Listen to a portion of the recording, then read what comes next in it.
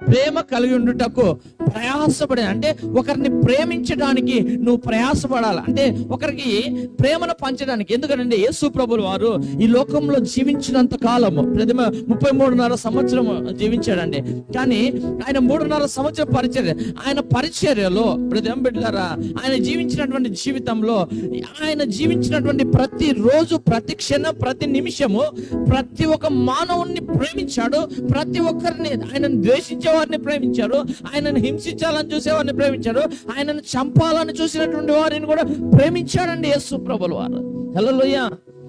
బిడ్డలారా, క్రైస్తవ బిడ్డ, ఈరోజు నువ్వు నేర్చుకోవాల్సినది ఏంటి అని అంటే, నువ్వు ఇతరులను ప్రేమించేటువంటి బిడ్డగా ఉండాలి. ఈరోజు నీకు కీడు చేశారా, ఈరోజు నిన్ను చాలా హింసించారా, ఈరోజు సంఘంలో నేను అందరూ అవమానించారా, సంఘంలో అందరూ నీచంగా చూస్తున్నారా, అందరూ నువ్వు అప్పుల పాలు అయిపోయేసి ఏదో నువ్వు నడిపించబడుతున్నావు, దొంగకున్నావని అందరూ నేను హేళనగా చూసి నిన్ను నీచంగా చూస్తున్నారా, అయితే బిడ్డలారా, నువ్వు చేయాల్సినది ఏంటంటే వారిని ప్రేమించు.